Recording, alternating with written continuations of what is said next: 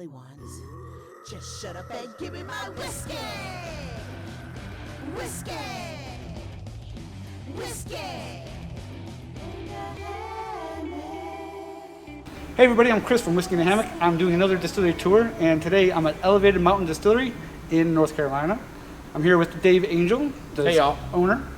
So he's going to tell us a little bit about Elevated Mountain Distillery. So we're Elevated Mountain Distilling Company. We're located in Maggie Valley, North Carolina, right on the border of the Great Smoky Mountain National Park. We got the name, I'll start with that. The name Elevated Mountain, people ask all the time, why did you call it that? We are in Haywood County, North Carolina. We have the highest average elevation of any county east of the Rockies. And all the water here starts here in Haywood County and flows out. There's no water coming in. Oh. So the water at the distillery literally comes from right off the Blue Ridge Parkway and the border of the national park within about 2 miles of us. So it's just clean, about as virgin water as you can get, pristine water. And that's a key secret to our product. It's why we're located here. Well, are you the highest elevation distillery in the U.S.? I've looked into that. There's a couple out in Colorado that are higher than we are. But we're sitting at 3,020 feet. Okay, well, so then you got to be highest on the East Coast by far, probably, right? I'm sure we're the highest one on the East Coast. Awesome. But yeah, I'd be surprised if we're not. Okay. Yeah. So what are the things that you're making here?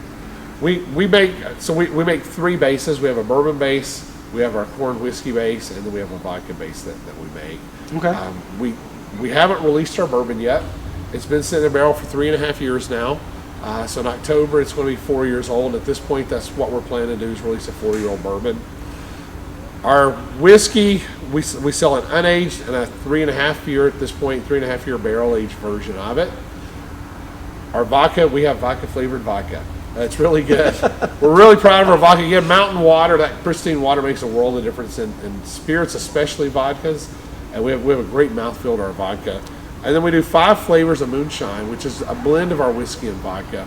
I get people all the time come in and it's like, what about the Moonshine recipe? And how did that recipe get legal? Well, it was never illegal. It's about paying taxes. So I have to, tell them a good story about that.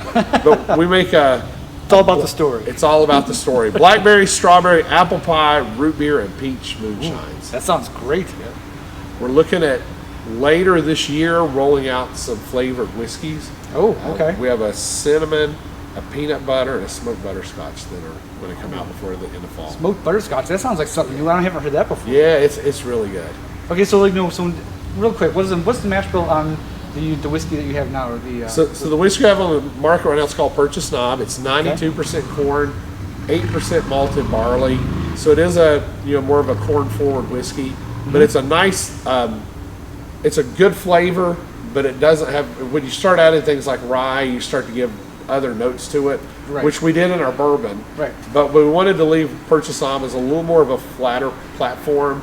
We're looking at what else can we do with it. So in product extension, we want to start doing is barrel aging some of that. After we've barrel aged and made Purchase Knob Oak Reserve, we want to start putting it in Scotch barrels, and then have one that's I don't know if we call it tartan whiskey or kilted whiskey, but something that's a nod to the Scotch heritage that's settled here in the Smoky Mountain area. Well, and I got to say, because I'm a fan, because on New Whiskey Hammock, we've done a couple of single malt, whiskeys that are made here in the United States, and I got to say I'm a fan. So I hope that you hit me up and let me know when that comes out. Absolutely.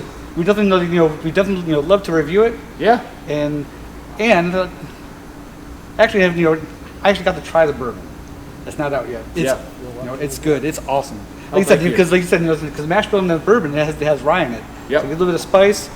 And I got to taste it. Can you say what proof it is now? It is. It's 110, 100. I didn't actually check that specifically. Somewhere between 110 and 111 proof. That's where we wanted to put it away.